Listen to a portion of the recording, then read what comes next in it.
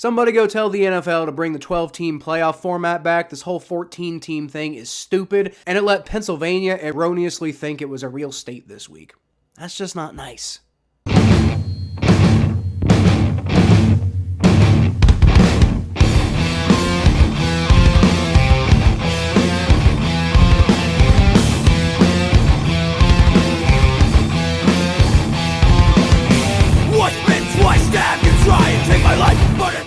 Welcome to the jungle, everyone. I'm Kyle Phelps, and I think that the 14-team playoff bracket is a gratuitous load of horse shit. Seriously, what did the NFL gain by letting the Philadelphia Eagles and Pittsburgh Steelers into the playoffs this year? Sacrificial lambs to kick off yet another postseason, dominated by Tom Brady and Patrick Mahomes.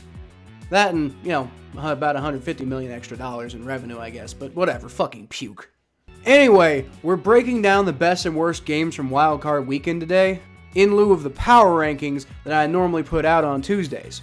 But before we get to that, I'd just like to ask that you like the video and subscribe to the channel if you're enjoying the content. It really helps my channel out, and it helps you to be the first to know when we put out weekly NFL coverage at the end of each NFL week. Also, we do Bengals previews with our excellent team of correspondents before Bengals games, recaps after the games, and Battle of Ohio podcast clips on the off days. So, like I said in the intro, I'm already done with this 14-team format, man. Unless you're expanding the NFL to include more teams, there's absolutely no reason that you should have expanded the playoffs like this. We don't need a 7th seed in the AFC and the NFC. But anyway, I digress. Today, we're ranking the Wild Card Weekend playoff games. We're going to start with the worst, hardest to watch game of the weekend, and then we're going to end it by breaking down the ones that were actually pretty compelling. The ones that were fun to watch, that were gripping our attention until the very end. And for what it's worth, the entire state of Pennsylvania should be absolutely embarrassed for subjecting us to the snooze fest this weekend. It started off, and we're going to start off with the worst game of the weekend, which was the Philadelphia Eagles getting absolutely waxed by the Tampa Bay Buccaneers to the point where it was 31-0 early in the fourth quarter.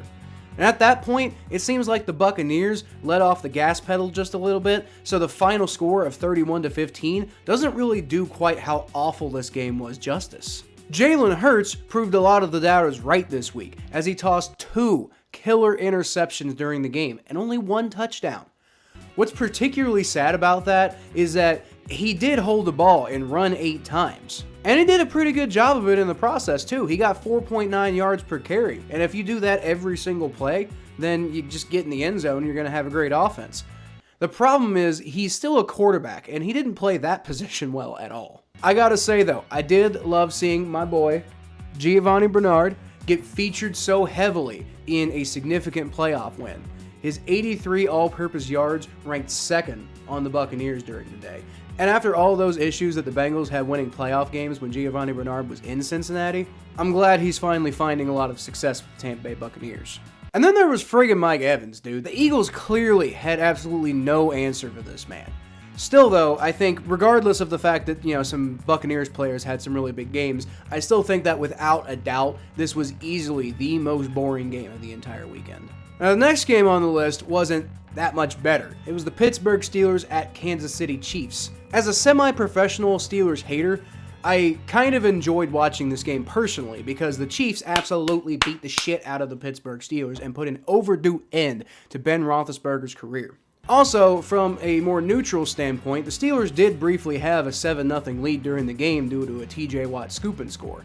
And the whole first quarter was all defense, so the Steelers were basically at that point, there was somewhat of a compelling thought process that maybe the Pittsburgh Steelers could pull this game off, and then the Chiefs scored 28 unanswered points to end any doubt that they would come away with this win. Ben Roethlisberger did get to toss some ceremonial touchdowns in the fourth quarter to make the final score a little less embarrassing. Personally, I was hoping to see the Chiefs blow them out 50-0, but that's okay. The Chiefs were clearly just trying to manage the game on defense at that point and just whittle the clock away. They didn't care if they won by 50 points or by 1 point. They just wanted to win. But either way, the 2 clearly worst teams in this year's playoff dance are now out of the running. So hopefully we don't have to deal with these random stinkers that are just thrown in for $150 million. In the divisional round, number 4, we got the Cardinals at Rams game from Monday night. This one certainly wasn't much better than the two number 7 seed matchups, right? In fact, it actually took kind of a similar form to both of those games. The Rams absolutely dominated the Cardinals through the first half, and the Cardinals didn't get anything done until the second half, and even at that point, they weren't even really close to being truly competitive. Honestly, though, this is about what I personally expected out of the Cardinals. They got off to a really hot start this year, and that was really impressive. I think I had them at number 1 in my power rankings for a while. But they ended up starting to fall off around week 8, and I'm not really sure how much they really deserve to be in the playoffs the way that they played down the stretch, kind of like those two Pennsylvania teams. But they did beat a fellow playoff team in the Cowboys at one point, so at that point we were all thinking, oh, well, these Cardinals, they still have some potential, they still might be dangerous. But, you know, then again, the Cowboys didn't exactly do much in the playoffs either. It's funny, though. They could have lost that game, and it would have barely affected the way that the NFC playoff bracket ended up falling. The difference is they would have gone into the playoffs on a 5-game losing streak, and I don't think anybody would be believing in the Cardinals at that point. Throughout much of that game, they looked like the hapless version of themselves that has had me wondering for a couple of years why everybody is so enamored with this team. Everybody seems to have this team as like a dark horse contender for like the next big thing, and I've never understood. I know Kyler Murray is really talented, but I don't know how I feel about Cliff Kingsbury as a head coach and a team builder and all that stuff. Ultimately, I feel like this team is going to be one of those teams that's like decently competitive in the regular season for, you know, a few years, but I don't ever see them winning the Super Bowl. I just don't. How badly mismatched they looked against the Rams this week seems to confirm my theory on that one. Next up, I want to give a bit of a shout out to the Bills-Patriots game for, you know, at the very least, giving us some interesting talking points to discuss. And after blowing out the former evil empire by a score of 41-17, are the Buffalo Bills the team that nobody wants to play in the AFC right now? Personally, I'm not entirely sure how the other teams in the AFC can keep up with the firepower of the Buffalo Bills on a day where they are clicking on all cylinders like that. Now, if you catch them on a day where they're not, then you can beat them, but if you are, that's scary. Josh Allen was absolutely pristine on Saturday, throwing 5 touchdown passes and 308 yards. Mac Jones, on the other hand, looked more like the rookie that he is, going 24 for 38 for 232 yards, 2 touchdowns, and 2 interceptions. He was clearly the best rookie quarterback from this year's draft class, but I don't think that he's quite ready to lead the New England Patriots to postseason success. Now, don't get me wrong. This game was definitely not the kind of thing that's going to inspire a ton of ratings for the NFL. I mean, the Buffalo Bills, they were up 27-0 at one point. At no point, even once the Patriots figured out how to get some points on the board, was the result of the contest ever in any real doubt. But it was still interesting to see the former dynasty in the New England Patriots get put in their place by the Buffalo Bills, a team that they once bullied for 20 years straight. The power has clearly shifted in the AFC East. And like I said, this wasn't exactly the most fun game to watch. It wasn't the most compelling. It wasn't the most interesting.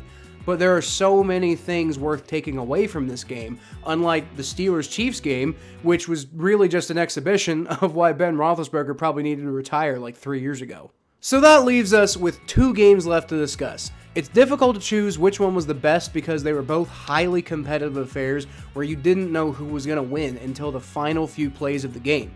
But I'm going to go ahead and say that the runner-up for the best game of Super Wildcard Weekend was the Raiders at Bengals matchup.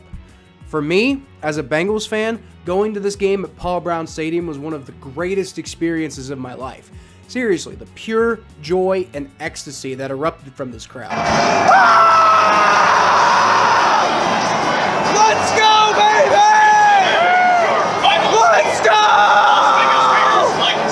It's over! When Jermaine Pratt came down with that game-sealing interception on Derek Carr was pretty much exactly what you would expect out of a city that's been this hungry for this long for some sort of success. There are entire generations, plural generations, of Bengals fans who have never seen this team win a playoff game before. The ones that have watched this team win a playoff game have watched the same franchise fall on their faces for 31 years in a row. So yeah, when Joey Franchise, Joe Shiesty, Joe Burr, waltzes in with ice-cold veins and puts together some highlight reel-worthy throws to deliver these fans something that many have never tasted before, it's fucking special, man. That said, as much as I personally wanted to call this the best game of Wild Card Weekend, because it was for me, I have to be fair and note that there were some less than enjoyable aspects of this game for a neutral party. In particular, the referees in this game were absolutely awful. Everyone focuses on the one Burrow to Boyd touchdown pass where the ref thought Burrow ran out of bounds and blew his whistle just before Tyler Boyd caught the ball. And yes, that was an egregious error by the ref, and yes, I understand that maybe by the letter of the law, they should replay the down at that point. But first of all, it was egregious because Burrow absolutely did not step out before he got the ball off, and Tyler Boyd was so wide open that no Raiders receiver was going to stop the play whether there was a whistle or not. And I get that by the letter of the law, if there was a whistle, then you got to replay the down. But if they had replayed that down and the Bengals had not gotten a touchdown, this city would have rioted. It would have been a complete joke that happened, and we'd be talking about the same thing. But listen, I get it. There was obviously a lot of controversy surrounding that call. And then on top of that, there were a plethora of other uncalled obvious holding penalties that we've never seen. There was nonsensical interference calls. There was one of the softest roughing the passer penalties I've ever seen in my life. If you watched my recap of the game, I liken that roughing the passer penalty to the running into the kicker penalty that they have on special teams. But listen, that rule doesn't exist for quarterbacks. You can kind of brush against the quarterback and it's just fine. Ultimately, at the end of the day, the Bengals absolutely deserved this win. But honestly, the quality of the game for neutral observers was compromised by the absolutely terrible refereeing. Luckily, it sounds like the NFL is planning on, I don't know if they're suspending the referee crew or they're just planning on sending them home for the rest of the season and not having them back for the playoffs. So we won't have to worry about at least this referee crew screwing up another otherwise excellent game. That said, this game had basically everything else you could want. The Bengals held the lead through most of the game, but the Raiders absolutely refused to die, just like they have all season. Despite being down 10 points multiple times throughout the game, the Raiders just kept clawing their way back and making the Bengals, who have been known for postseason choking in the past, sweat more than they probably needed to. The Bengals had multiple opportunities to put this game away, and yet the game almost went into overtime as the Raiders drove all the way down to the Bengals' 9-yard line, down only 7 points with less than a minute to play. And then Jermaine Pratt intercepted Derek Carr. Talk about a climatic end, man. There might have been some weirdness to this game, but it was still a compelling matchup between compelling teams and a compelling result that I seriously considered making my number one game of Wild Card Weekend. Unfortunately, I can't do that because the Cowboys-49ers game was absolutely fascinating and by far and away the best game of the entire weekend. The only egregious play that I can recall from this weekend that involved a ref was actually more of the fault of the Cowboys not knowing the rules rather than the refs making an actual blunder. Part of the reason I considered making the Bengals-Raiders game my best game of the weekend was because this game wasn't particularly interesting through the first 3 quarters. San Francisco absolutely dominated the Cowboys and ended up leading 23-7 in the 4th quarter. The Cowboys looked cooked, and they looked ready for the offseason at that point. Their offense was a total and complete non-starter in the first half, and Dak threw an awful interception midway through the 3rd quarter, basically just handing, here you go, the 49ers that wide-ass cushion. Then, the entire complexion of the game changed. Dak started being more careful and efficient with the ball in his hand. Jimmy Garoppolo threw an awful interception right back to the Cowboys, and they ended up taking the game within 1 score. And suddenly we're here in the 4th quarter with the score 23-17, and it looked like the Cowboys had all the momentum. Luckily for the 49ers, their defense stepped up in the clutch. They forced a turnover on downs after Dak and Dalton Schultz did connect on a beautiful 38-yard pass to get the 49ers to desperately start looking at that clock. But like I said, the Niners defense did end up standing firm and they got the ball back to their offense. Their offense promptly did nothing but shoot themselves in the foot with the ball, and they had to punt the ball right back on their final meaningful possession. For some reason, Trent Williams couldn't stop false starting, and it turned an easily convertible 4th and 1 into an obvious punting situation, and it gave the Cowboys a legitimate chance to get down the field with 39 seconds left. And damn it if they didn't almost pull it off. Dak was finally efficient on that drive. He found guys, he picked up chunks, and those guys got out of bounds. The Cowboys got the ball all the way down to the 49ers' 24-yard line, where they ran out of time.